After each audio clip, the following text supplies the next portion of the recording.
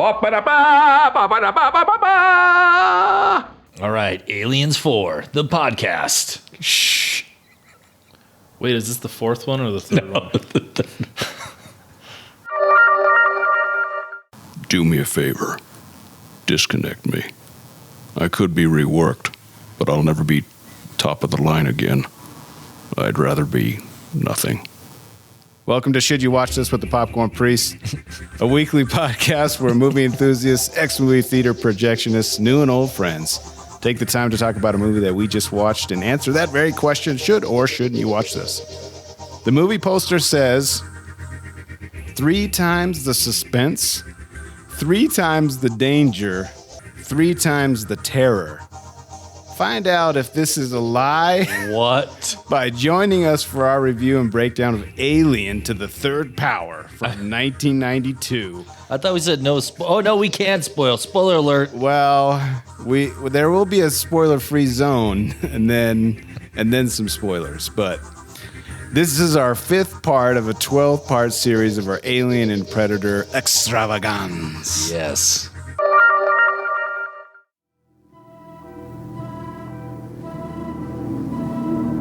At least the music was good. In a world where the sun burns cold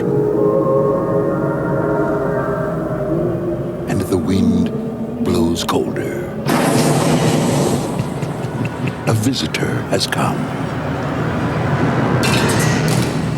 but not by herself. It started. Even using the music from Aliens. The suspense is back. And we have no weapons of any kind? The fear is back. Don't look back, dude! Run as fast as you can! And most of all, the bitch is back. What? Yeah, I think they're talking about The Queen. Alien 3.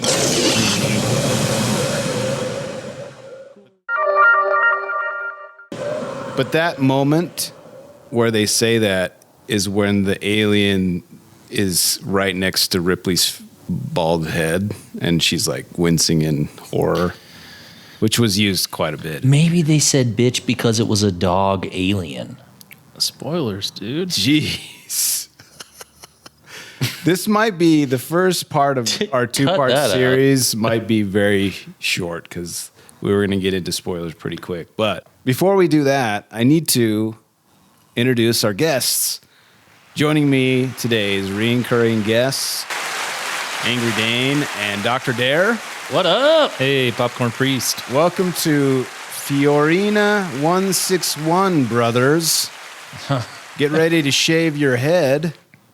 The description for this one: 57 years after surviving an apocalyptic attack aboard her space vessel by merciless space creatures, Officer Ridley awakens from hypersleep and tries to warn anyone who will listen about the predators.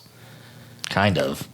Yeah, that description sucks. That is terrible. Directed by... That's really their whole description? That doesn't... Correct. Directed by David Fincher. I mean, kind of. I mean, he... We'll get into that too. Top billed stars Sigourney Weaver, Charles S. Dutton, and Charles Dance, who plays the doctor guy. Oh, dude. It feels like every bit of what I want to say is a spoiler right now.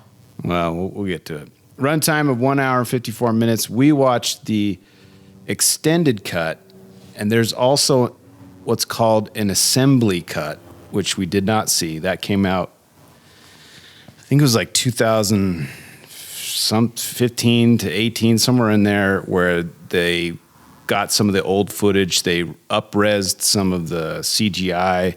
They even got ADR and the voice original actors back to do some voice recordings to match up what they had done in the past. So we did not watch that one, but we watched the extended cut, which has 37 more minutes. Rated R. Genre on Rotten Tomatoes says horror, sci-fi. IMDb says action, horror, and sci-fi. Okay.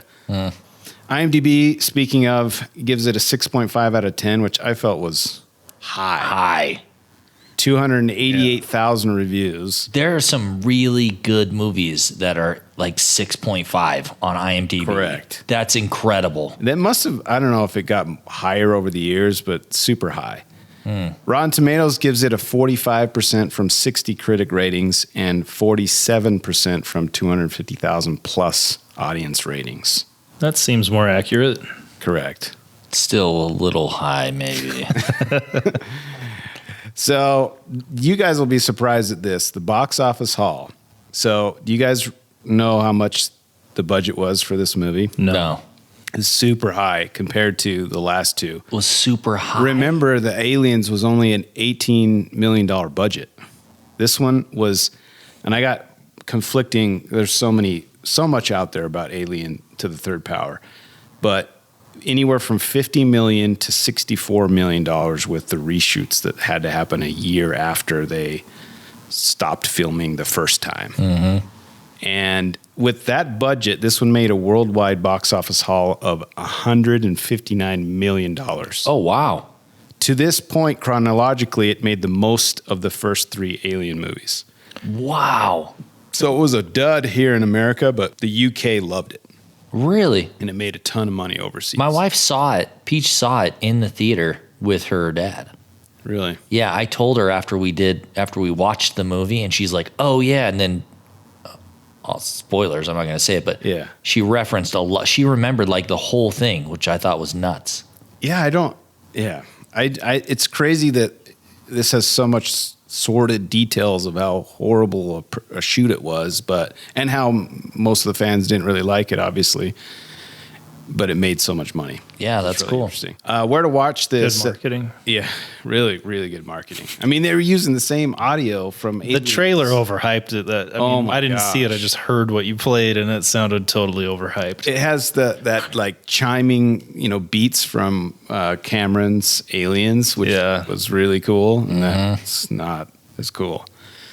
At the time of this recording, you can stream this right now on AMC with a subscription, or you can permanently stream it on Popflix. If you choose the highest tier of our Patreon account, you'll have access to the Popcorn Priest permanent collection. Go to patreon.com/Popcorn Priest to donate. Just do it. All right, this brings us to the hottest segment on podcasting right now. Ooh. That was really low. John Cena. 5 reasons why you should or shouldn't watch this. I'm excited for these. I'm going to rapid fire these ones. Number 1, dog aliens. Yeah. Yes. Number 2, you would like to see less aliens. Number 3. If you thought there were too many aliens. Last movie, there was too many. You've come to the right place. There's less aliens. Yeah. And number 3, you want to feel confused and slightly angry. Here's one for you. And number 4, if you want to see what happens when you have too many cooks in the kitchen. Yep. This is a production of that. A perfect example. You want to catch up on some sleep? Yeah. Or like Ryan. Angry Dane fell asleep multiple times during the film. And number 5, this is my favorite one of the should or shouldn't you watch this list. This will get you to Alien Resurrection. Yeah. What about... Just gets you there. Because you're a pacifist and you don't believe in gun violence. I mean... That's like... Because there's no guns. There's no guns. There's no guns. Yeah. Yeah, because you're a pacifist, number 6. Yeah, because you're a pacifist. Because you're a pacifist. But there's a lot of violence in this if you're a pacifist. I mean, there's a lot of things. Yeah. All right. Let's get into the sections, the categories. So we've got popcorn by the numbers. For God's sakes, just give me the damn number! All right, so I don't have a lot of numbers, but I have a few. So $7 million had been spent on sets that were never used, thanks to the ever-changing script. Before They filming, started Yeah, before filming had even started, they'd started building $7 million worth of sets that were never used. Oh my gosh. During filming, the script was still constantly being rewritten, with new versions faxed to the studio on a nearly daily basis. Cast and crew often filmed a scene and learned the next day that it had been already scrapped. So $7 million of that $64 million went to nothing. Well, something that was ended up being. How does that happen? I mean, how can it be? I'm going to tell you how it happened. That's incredible. I watched 3+ hours of additional footage and I read too many articles. We're watching this, and the popcorn priest is like, I guarantee the research is going to be way better than the actual movie. Correct. This is probably the worst movie, but the most fun I've had researching the movie. So despite being considered a box office dud in North America, the film performed much better in Europe and Japan, and is still the second highest grossing film in the franchise, which already discussed, but that's crazy. In 1992, where do you think it ranked out of the top 1 to 50 highest grossing films of 1992? In the U.S. or? In the U.S., yeah. It didn't make the top 50. 28th biggest grossing film of 1992. Maybe that's probably including the worldwide box office as well. But 28th of that year. And it was the worst. Yeah, not great. So another, by the numbers, at 44 minutes, 21 seconds, there's a drinking bird toy on Andrew's desk, which I didn't notice. Like the one that like drops down, like in the other ones? Yeah, like it's reappeared in the first and second one. I don't remember it. I didn't see that either. Obviously, that's a nod to the type of toy seen in the original film, in the opening scene when the crew was waking up. Yeah. Well, and they have that in like Prometheus and the early ones too. They nod. It's in there a bunch of times. I only have 2 more by the numbers. By the time of the new shoot in L.A., because they had to go back after they stopped filming, they had reshoots, Sigourney Weaver's hair had grown back. And she had an agreement with the producers that if she would have to cut her hair again, she would be paid a $40,000 bonus. The producers therefore hired Greg Canham, it says Canham with an M, to create a bald cap with very short hair on it. The makeup process cost $16,000 and was very difficult and time-consuming. How long do you think it took him to make this bald cap? I don't know, man.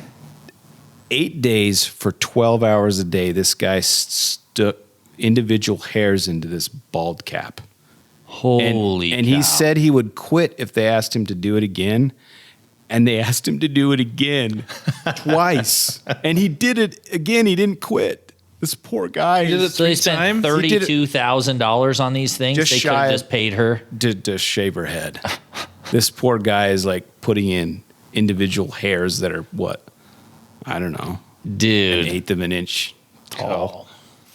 And they also had to reposition it correctly because if it was slightly off, it looked her hairline would look weird. Yeah, exactly. Her hairline would be jacked up. So they had to reposition it tons of times during the reshoots. Sigourney's agent's a beast. Correct. Wow. That's a dope agent. So at this point, I know this is a short part 1, but is there anything you guys want to talk about before we get into spoilers? Because there's so much that I have to cover. That's why this part's going to be short.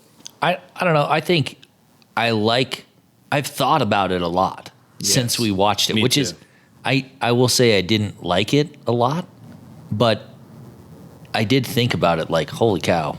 I don't know if it was because it was a train wreck or. I didn't think about it very much. Can you tell us why you don't like it without spoiling anything? It doesn't belong in this universe. It absolutely is not an Aliens movie. Yeah. It's not an Aliens movie. Slow. Yeah. It's kind of boring.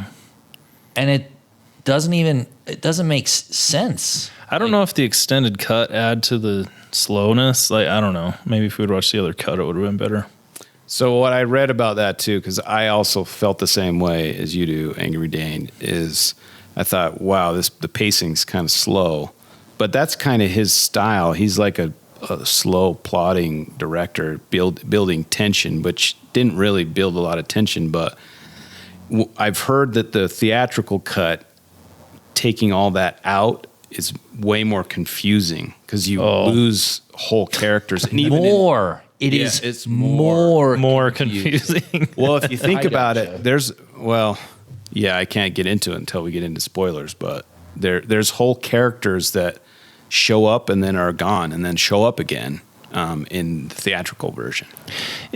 I think the marketing must have been amazing. It was oversold, though. Yeah. Well, I never watched this when it was new. Yeah.